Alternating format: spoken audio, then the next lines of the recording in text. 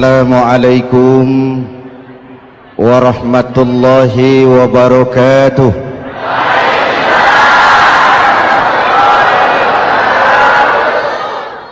Alhamdulillah wassalatu wassalamu ala Rasulillah Sayyidina Muhammad ibn Abdullah wa ala alihi wa sahbihi wa mawala, amma ba'du.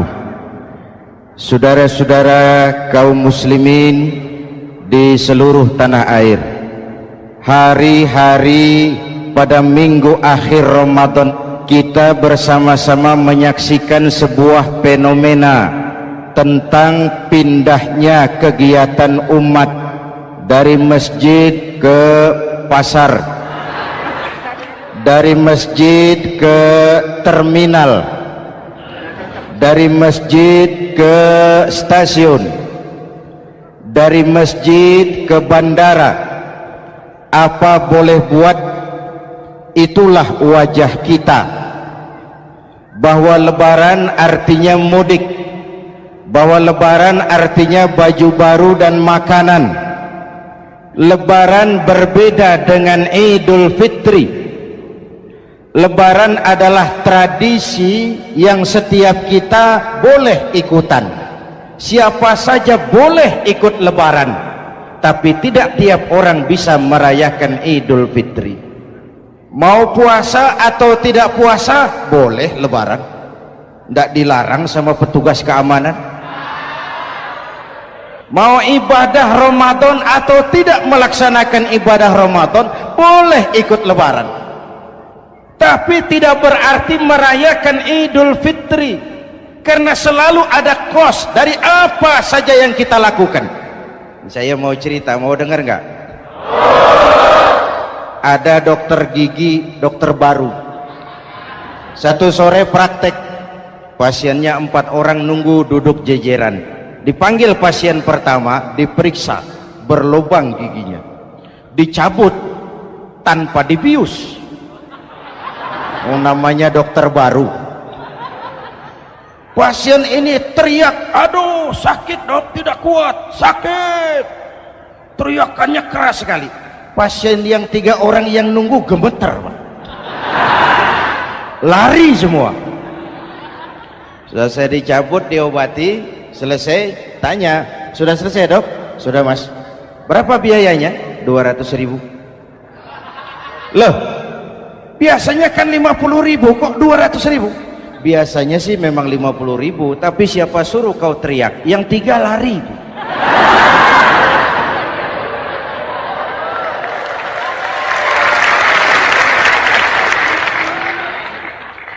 Cerita pendek ini ingin berpesan kepada kita, selalu ada ongkos yang harus kita bayar dari apa saja yang kita lakukan.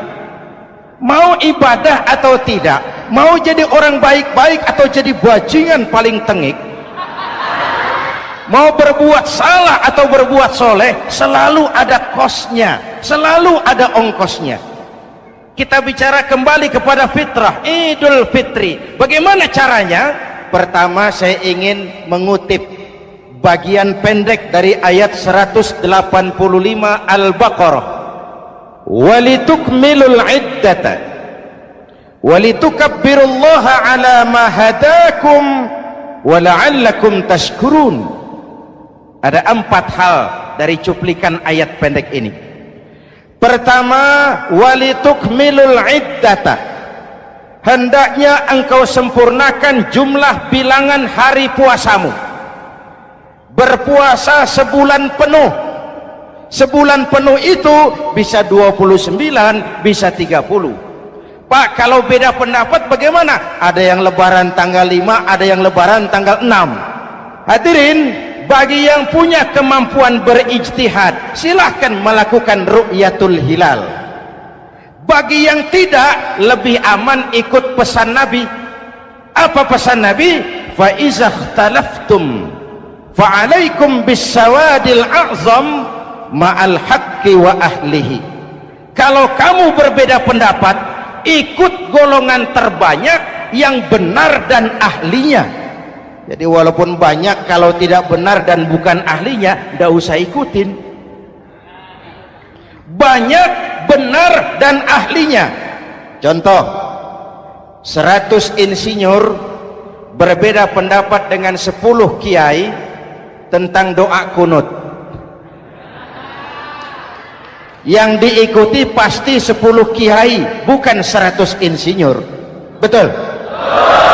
Atau sebaliknya, 10 insinyur berbeda dengan 100 kiai tentang konstruksi jembatan. Yang diikuti tentu 10 insinyur, benar dan ahlinya. Maka yang paling aman, kita punya departemen agama. Departemen agama punya ahli dari MUI, dari Nahdlatul Ulama, dari Muhammadiyah, dari Al-Wasliyah, dari Syarikat Islam, dikumpulkan melakukan ru'yatul hilal. Yang paling aman, dengeri saja pengumuman departemen agama.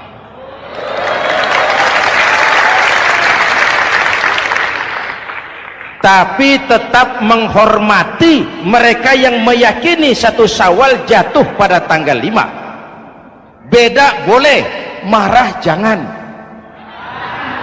Jelas? Saudara boleh suka tempe, tapi jangan menghina orang yang tidak suka tempe. Saudara boleh senang tahu, tapi jangan ngenyek karo wong yang senang tahu. Hadirin yang saya hormati, walitukmilul iddata, kalau mau kembali kepada fitrah, sempurnakan jumlah bilangan hari puasamu. Makna sempurnakan di sini 2, sempurnakan 1 bulan penuh dan sempurnakan semangat puasamu. Walaupun Ramadan berakhir, puasa jangan selesai. Kenapa? Tangan kita masih tetap terus puasa dari mengambil yang bukan milik kita. Lidah kita walaupun Ramadan sudah selesai tetap berpuasa dari memfitnah dan menggunjing orang lain. Kaki kita walaupun Ramadan sudah selesai tetap puasa dari berjalan ke tempat yang tidak baik.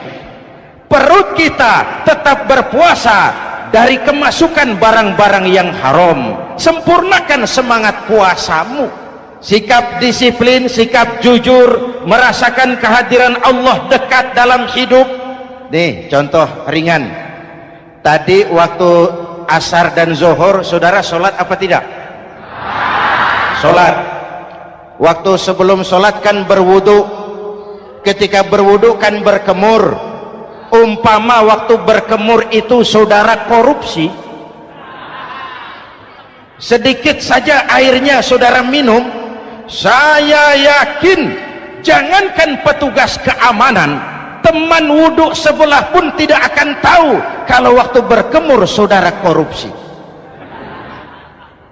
Kalau selesai Ramadan ini diterjemahkan, insya Allah negara kita bersih, berkurang korupsinya. Hadirin yang saya cintai, saya kembali kepada pesan Al-Baqarah 185 tadi. Walitukmilul iddata, sempurnakan jumlah bilangan hari puasamu. Puasa sebulan penuh dan kemudian lanjutkan semangat Ramadan. Disiplin, merasakan diri di bawah pengawasan Allah. Sekarang ini Allah ditekan. Kita iman dalam ucapan tapi sekuler dalam perbuatan. Tuhan cuma ada di masjid, di kantor Tuhan hilang, maka korupsi merajalela. Tuhan cuma ada di masjid, di pasar Tuhan hilang, maka timbangan tetap curang. Iman dalam ucapan tapi sekuler dalam perbuatan. Kalau jiwa dan semangat Ramadan kita bisa terapkan, insya Allah korupsi akan berkurang. Sekarang kan kita prihatin, yang tadinya teriak-teriak wong cilik malah ribut rumah mewah. Yang tadinya teriak-teriak rakyat kecil, sekarang malah ribut soal villa 5 miliar. Ini kan menyedihkan, memilukan dan memalukan, tidak punya sense of crisis. Nah, saya juga nggak tahu apa itu. Udah dengerin aja, kenapa sih? usil bener. Padahal ekonomi kita masih terpuruk, lapangan kerja sulit, jumlah pengangguran rata-rata 2 juta orang per tahun, lapangan kerja baru sulit terbuka karena investor jangankan yang dari luar mau masuk, yang di dalam siap-siap keluar. Terakhir kita dengar Sony, pabrik elektronik besar, mau cabut lagi, pindah invest ke Taiwan, menyusul pabrik silet yang di Ciputat itu. Ketika ditanya apa investasi di Cina lebih murah, tidak, dia bilang lebih mahal, cuma lebih pasti. Di Indonesia murah, cuma mejanya kebanyakan, biaya siluman, namanya siluman nggak karu-karuan, keluar uang banyak, urusan tidak pasti, capek. Disahkan undang-undang penyiaran yang justru ditolak oleh masyarakat penyiar sendiri. Industri penyiaran bakal kolaps karena sekarang ini boro-boro mereka industri televisi mau break even point, mau pulang modal, dengan ke depan bisa bangkrut. Akibatnya bisa kita pastikan, jumlah pengangguran makin bertambah. Hadirin yang saya hormati, kita memang setuju jangan terlalu mengadopsi siaran-siaran televisi dari luar, kita harus punya filter. Tapi pada sisi yang sama kita juga harus memperhatikan lapangan kerja buat rakyat kita ini. Walitukmilul iddata, sempurnakan jumlah bilangan hari puasamu. Kalau jumlah hari puasa sudah sempurna, tuntunan yang kedua dari Al-Quran, walitukabbirullah, hendaknya engkau agungkan nama Tuhanmu. Takbiran, takbiran itu bisa sendiri, bisa berjamaah, bisa di rumah, bisa di masjid, bisa di surau, bisa dengan pawai keliling, asal dilaksanakan dengan tertib dan tidak mengganggu lalu lintas umum. Prakteknya yang terjadi, pawai keliling itu mengganggu ketertiban umum, perang petasan, mengganggu lalu lintas, terjadi macam, ada yang takbiran bawa bendera partai. Innalillahi wa inna ilaihi raji'un. Ini takbir politik. Hadirin yang saya hormati, kalimat takbir dalam kondisi kita, saya ingatkan kepada satu ungkapan Bung Tomo. Bung Tomo, pelaku sejarah, tokoh 10 November yang dikenal sebagai Hari Pahlawan, dalam satu pidatonya saya ingat pernah berkata, andai kata tidak ada kalimat takbir, ini ungkapan Bung Tomo, andai kata tidak ada kalimat takbir, saya tidak tahu dengan apa saya harus menggerakkan putra-putra terbaik bangsa untuk bangkit berjuang melawan penjajah.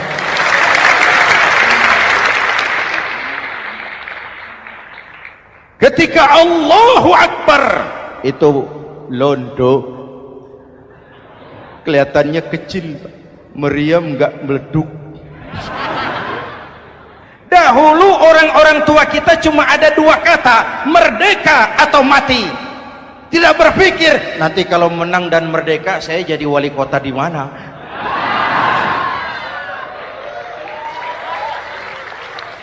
Kalimat takbir, bangsa ini harus bangkit dari keterpurukan. Bangsa ini harus bangkit mengejar ketinggalan-ketinggalannya. Bangsa ini tidak boleh terpuruk terus, dan semangat takbir harus menjiwai kita. Tidak ada capek dalam perjuangan, tidak ada puas dalam upaya. Keberhasilan cuma pengantar ke arah keberhasilan yang lebih baik lagi. Walitukabbirullah, hendaknya engkau agungkan nama Tuhanmu. Nama Allah menjadi motivasi besar dalam kehidupan kita. Ini pesan Quran Al-Baqarah 185. Pesan kedua, setelah sempurnakan jumlah bilangan hari puasamu, agungkan nama Tuhanmu. Takbiran. Kalimat takbir sendiri kalau kita lihat pada kalimatnya ada kata la ilaha illallah wahdah sadaqa wa'dah wa nasara 'abdah wa a'azza jundah wa hazamal ahzaba wahdah. Tidak ada Tuhan selain Allah, esa, tidak beranak, tidak diperanakan, wahdah, tidak bisa diumpamakan dengan apapun. Sadaqa wa'dah, Allah yang maha menepati janjinya. Wa nasara 'abdah, Allah yang maha menolong hambanya. Kalau bukan kebesaran Allah, berat berjuang Ramadan ini melawan musuh yang tidak nyata. Puasa itu kalau olahraga golep. Benar Pak, kalau tinju lawannya kelihatan. Betul.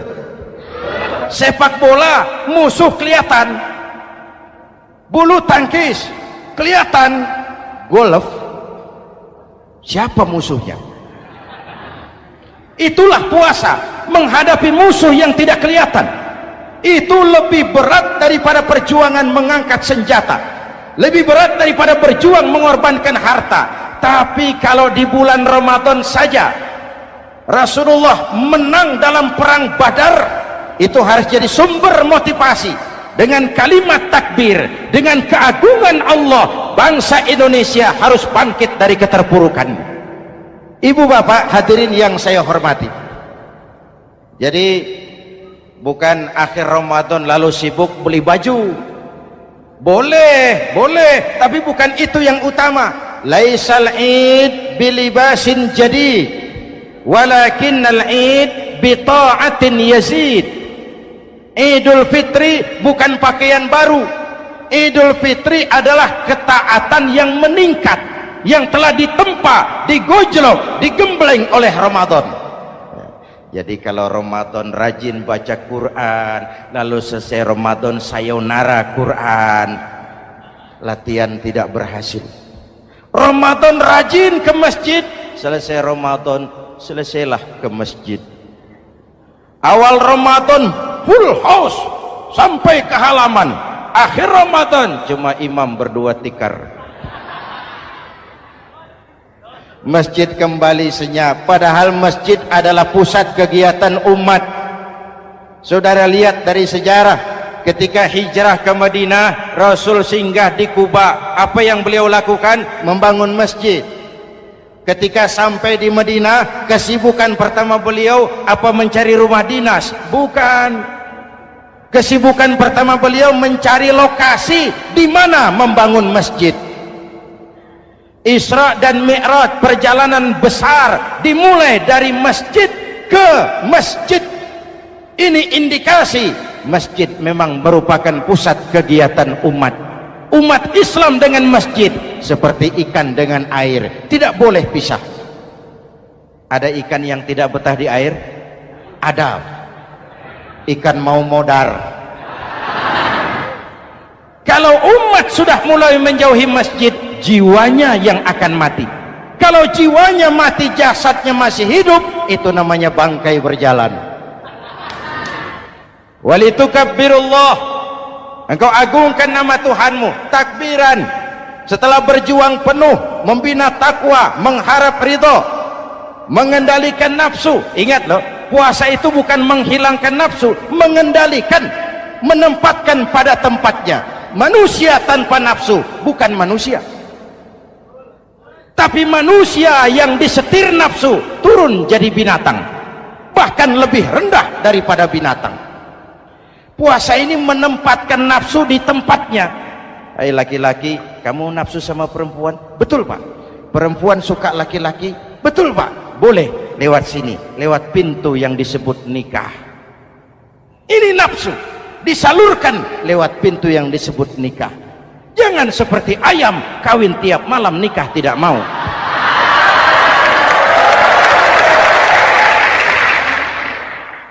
Hai manusia, nafsu kepada materi, kepengen kaya? Iya Pak, boleh. Usaha yang halal, jual beli yang halal. Wa ahallallahu al-bai'a wa harrama riba. Allah halalkan jual beli. Jangan ingin kaya lalu makan renten, ingin kaya lalu korupsi, ingin kaya lalu buka peternakan tuyul. Manusia ingin berkuasa, boleh, tapi tetap punya etika dan moral. Jangan ingin berkuasa lalu fitnah, ingin berkuasa lalu mengadu domba orang, ingin berkuasa lalu menghalalkan segala cara. Puasa menempatkan nafsu pada tempatnya. Manusia yang dikendalikan nafsu lebih puas daripada binatang. Saya punya ungkapan lama, sebuas-buasnya kerbau makanannya tetap rumput. Saya belum pernah dengar ada kerbau terlalu buas lalu makan roti. Betul? Tapi manusia kalau sudah dikendalikan nafsu, manusia bukan cuma makan nasi, aspal, semen, kertas, minumnya solar, jauh lebih buas daripada binatang. Inilah puasa, arep nguwong ke wong, agar manusia itu jadi dirinya, fitrahnya, jangan dikendalikan oleh nafsu. Kita ini sudah diciptakan fi ahsani taqwim. Hadirin, yang ketiga pesan Al-Baqarah 185 tadi, setelah sempurna jumlah bilangan hari puasa lalu mengumandangkan takbir, membayar zakat fitrah. Kenapa itu kita lakukan? Mengagungkan nama Allah, ala ma hadakum, agungkan nama Allah yang telah memberikan hidayahnya kepadamu. Masya Allah nih, hidayah, kita bersyukur. Hidayah ini hak prerogatif Allah, diberikan kepada siapa saja yang dikehendaki oleh Allah. Kita bisa lihat dalam sejarah, ada anak Nabi tidak mendapat hidayah, tidak terpanggil mengikuti kebenaran yang disampaikan oleh bapaknya, namanya Kan'an, putra Nabi Nuh. Ada ayah Nabi bernama Azar, ayah Nabi Ibrahim, putranya penegak tauhid, ayahnya produsen berhala. Ada istri Nabi, istrinya Nabi Lut, tidak mendapat hidayah, tidak terpanggil mengikuti kebenaran. Lalu Abu Jahal, Abu Lahab, paman Nabi, melihat Nabi, menyaksikan mukjizat, mendengar wahyu, melihat tutur kata Nabi, hidayah tidak datang kepada dia, maka mereka tidak terpanggil mengikuti kebenaran. Kita alhamdulillah keponakan Nabi saja bukan, mendapat yang namanya hidayah ini. Ini harus kita pelihara, kita jaga baik-baik, karena ini merupakan hak prerogatif Allah. Yahdi man yasha, diberikan kepada siapa saja yang dikehendakinya. Hadirin, sembari kita mengambil pelajaran tentang Kan'an yang tidak dapat, putra Nabi Nuh. Ini saya ngambil bagian cerita sejarah, masih mau dengar? Nabi Nuh diberi umur 950 tahun, berdakwah sepanjang hidup. 800 tahun beliau dakwah, dapat pengikut tidak lebih 80 orang, rata-rata 10 tahun satu. Yang dihadapi ini umat yang kurang ajar, bandel, bajingan, tengik. Kalau diceramahi, telinganya ditutup dengan tangannya. Ini saking kurang ajarnya ini umat. Diberikan dakwah, telinganya ditutup dengan tangan. Nabi Nuh ketika di puncak kesabarannya munajat, ya Rabb, bagaimana Nuh? Siang malam saya berdakwah kepada umat ini, saya sampaikan risalahmu, saya canangkan seruanmu, saya sampaikan ajaranmu. Inni da'autu qaumi lailan wa nahara, siang malam saya berdakwah kepada umat. Wa inni kullama da'autuhum ja'alu asabi'ahum fi adhanihim, tiap kali saya sampaikan dakwah kepada mereka, mereka tutup telinganya dengan tangannya. Saya tidak sanggup menghadapi umat seperti ini, ya Allah. Habis mau kamu bagaimana Nuh? Sikat saja sudah semua ini, bikin mati saja. Nanti kalau punya anak, anaknya kafir lagi. lebih baik bapak moyangnya, mbah-mbahnya sikat semua. Rabbi la tazar 'alal ardi minal kafirina dayyara. Jangan disisakan orang kafir, habisin semua. Itu mau kamu? Iya. Buat kapal Nuh, nanti aku turunkan banjir. Dengan apa saya membuat kapal ya Rabb? Pakai kayu Nuh. Kayunya dari mana ya Rabb? Dari pohon tentu. Pohonnya belum ada ya Rabb. Tanam dulu Nuh. Membuat kapal kayunya nanam pohon dulu. Apa artinya? Perjuangan bukan simsalabim abracadabra. Perjuangan bukan makan lombok, ini hari dimakan, ini hari pedas. Perjuangan itu proses, ada keringat, ada air mata, ada darah, tempo-tempo nyawa. Itulah perjuangan. Sudah pohon ditebang, buatkan kapal di tengah kampung. Umat unjuk rasa lagi. Nuh makin gila, bikin kapal di tengah kampung, mau belayar kemana? Selesai Nuh, selesai ya Rabb, naik. Orang-orang yang beriman bersamamu naik. Binatang serba sepasang naik. Naik Nuh, naik orang beriman, naik binatang serba sepasang. Gerimis mulai turun. Setelah kapal semua terisi, Nabi Nuh kontrol. Sudah naik semua? Sudah. Nuh, Mas Bejo ada? Ada. Bawa Painem, naik sudah, masuk. Oke. Kan'an anak saya ikut tidak naik kapal. Kami tidak lihat Nuh.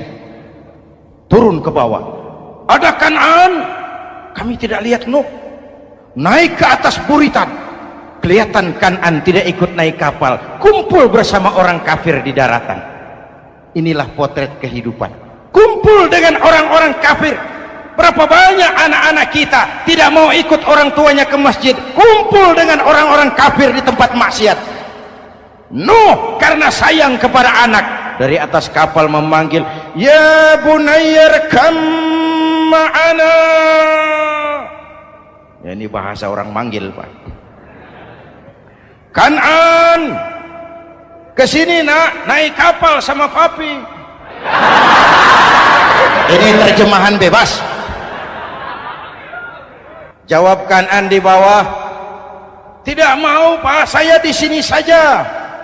Jangan nak, Allah sedang murka, akan turun banjir.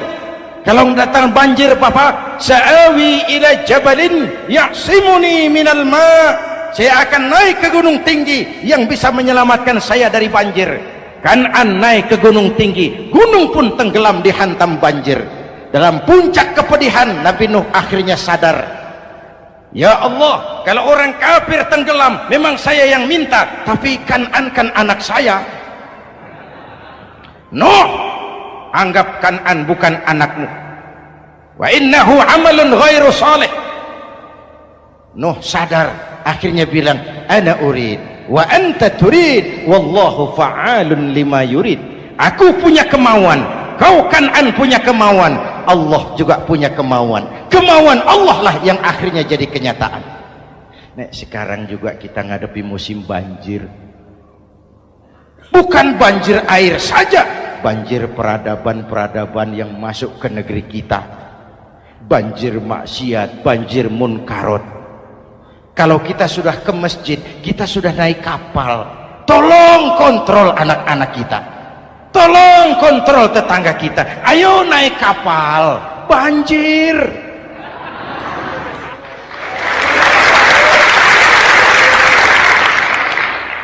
Ditutup ayat ini dengan wala'allakum tashkurun. Atas hidayah yang diberikan kepada kita, kita bisa melaksanakan ibadah Ramadan, bisa takbiran, dan diakhiri dengan ungkapan tasyakkur. Tasyakkur dan tafakkur, mensyukuri nikmat. Saya berulang kali mengingatkan, nikmat bisa berubah menjadi azab kalau kita tidak pandai mensyukurinya.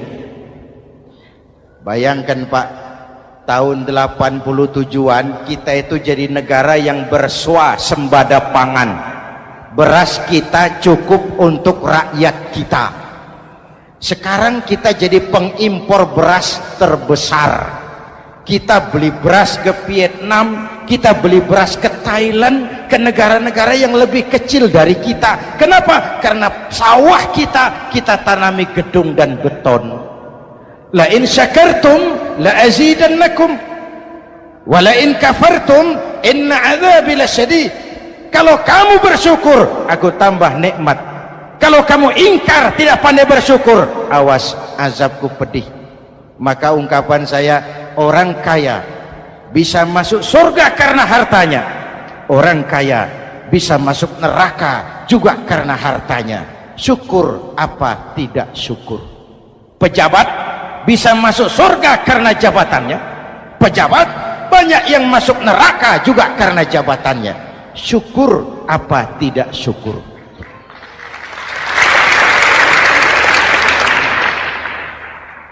Orang alim, kiai bisa masuk surga karena ilmunya. Orang alim pun bisa masuk neraka lebih dulu dari penyembah berhala juga karena ilmunya. Syukur apa tidak syukur? Kasih jabatan sebagai pemimpin lalu menyadari sayyidul qaumi khadimuhum. Pemimpin suatu umat adalah pelayan bagi umat itu. Pelayan harus melayani, bukan minta dilayani.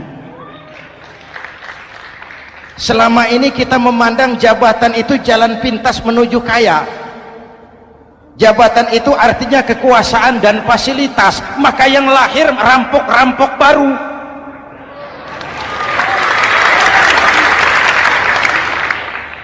Jabatan adalah alat untuk pengabdian di tengah rakyat yang sedang susah, di tengah negara yang sedang terpuruk.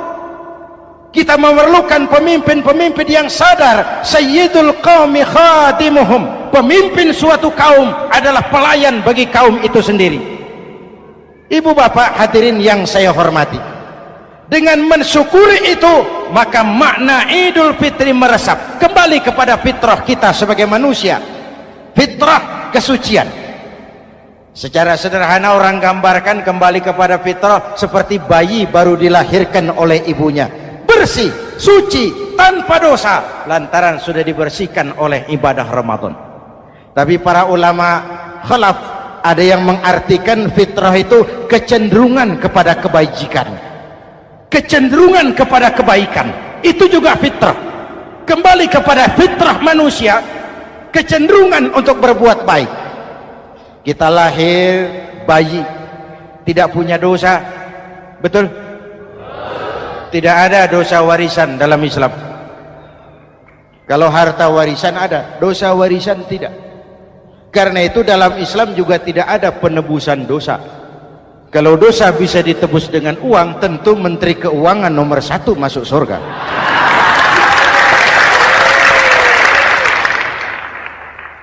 Dosa dalam Islam ditebus dengan taubat, langsung kepada Allah, sonder calo.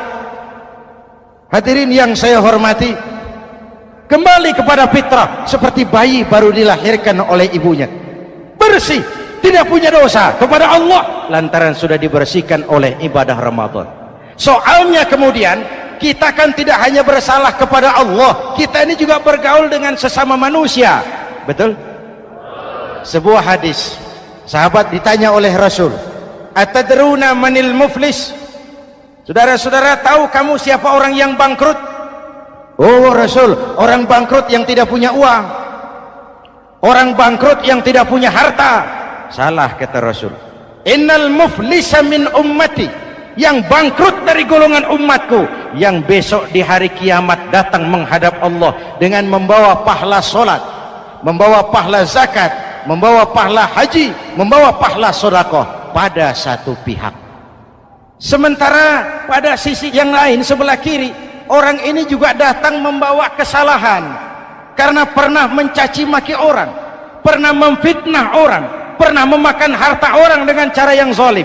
Satu sisi bawa kebajikan, sisi lain bawa kesalahan. Kalau ini yang terjadi, bagaimana nasib kita? Kata Nabi, Tuhan, ini pahala solat saya, ini solat yang wajib, ini yang sunnah, rawatibnya, nawafilnya. Datang orang, sebentar Tuhan, apa? Dia memang rajin solat, tapi saya pernah dicaci maki, hancur nama saya, remuk hati saya. Di dunia saya tidak bisa membalas karena dia lebih berkuasa. Sekarang saya menuntut keadilan. Betul? Iya Tuhan, sini pahala sholatmu kasih orang yang kau caci maki. Tuhan, ini pahala puasa saya yang wajib Ramadannya, sunnah 6 hari Syawalnya, Senin Kemisnya. Ini Tuhan. Datang lagi, sebentar Tuhan. Kenapa? Dia memang rajin puasa, tapi saya pernah difitnah tanpa benar, dicorengkan arang ke dahi, hancur nama saya karenanya. Saya menuntut keadilan karena di dunia waktu itu cuma banyak pengadilan tapi tidak ada keadilan. Benar? Benar. Ini pahala sholatmu kasih orang yang kau fitnah. Tuhan, ini pahala zakat saya. Datang lagi, Tuhan, dia memang suka zakat tapi korupsinya lebih besar dari zakatnya. Nuntut keadilan. Sini pahala zakatmu kasih. Kalau habis pahala kebaikan, orang yang menuntut masih banyak, diambillah dosa orang yang kita sakiti, diberikan kepada kita. Pahala dipreteli, dosa diberikan. Apa enggak bangkrut? Ibarat orang dagang, modal habis, tagihan hutang datang terus. Kenapa? Orang ini cuma baik hubungannya kepada Allah, tapi tidak baik hubungannya dengan sesama manusia. Karena itu, dalam konteks dengan fitrah, manusia makhluk yang fitrah. Apa fitrah itu? Pertama, manusia makhluk yang bertuhan. Itu fitrah. Mengingkari Tuhan, mengingkari fitrah. Yang kedua, manusia makhluk sosial, zon politikan. Itu fitrah. Kita tidak bisa hidup sendiri. Betapa dan siapapun kita memerlukan yang lain. Maka nuansa Ramadan intinya adalah silaturahmi. Nuansa Idul Fitri silaturahmi antar sesama kita. Ada baiknya saya ingatkan lagi sebuah hadis. Masih mau dengar? Selesai sholat Id, sahabat mendengar Rasul mengucapkan amin 3 kali. Amin, amin, amin. Ya Rasul, ada apa? Tadi turun Jibril selesai sholat, mau berdoa. Muhammad, aku mau mohon kepada Allah, mau kau aminkan? Silahkan Jibril. Jibril doa, Rasul amin. Doanya 3 macam permohonan, maka Rasul 3 kali mengucapkan amin. Kalau sudah Jibril yang doa, Rasul yang amin, apa ya doanya ditolak? Apa isi doanya? Yang pertama, ya Allah, doa malaikat Jibril, hari ini 1 Syawal, waktu itu doanya, saya mohon kepadamu, jangan engkau terima puasa dan ibadahnya anak yang durhaka kepada ibu bapaknya. Rasul mengucapkan amin. Renungan buat kita. Itu sebabnya barangkali sesibuk-sibuk di Jakarta masih mau mudik nemui orang tua. Yang kedua, ya Rabb, saya mohon kepadamu, jangan engkau terima puasa dan ibadahnya istri yang durhaka kepada suaminya. Amin. Kedengaran Bu? Ada ibu-ibu tanya, Pak, kalau suami yang durhaka sama istrinya bagaimana? Hadisnya tidak menjelaskan itu, Bu.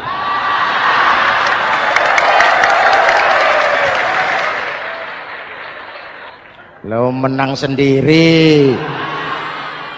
Yang jelas suami itu presiden rumah tangga, dimintakan tanggung jawab tentang istrinya. Nek istri swargo manut neraka kadut. Ketika pulang Isra Mi'raj saja Rasul bercerita, aku diperlihatkan neraka. Neraka ya Rasul? Iya. Lalu aku lihat isinya kok kebanyakan perempuan. Perempuan. Laki bagaimana? Laki juga tidak sedikit. Cuma kebanyakan perempuan. Ya Rasul, apa mereka tidak sholat? Sholat. Apa mereka tidak ngaji? Oh, rajin mereka sama suaminya. Kenapa banyak mereka di sana? Rasul senyum dan menjawab, hunna yakfurnal asir. Umumnya perempuan kurang bisa terima kasih sama suaminya.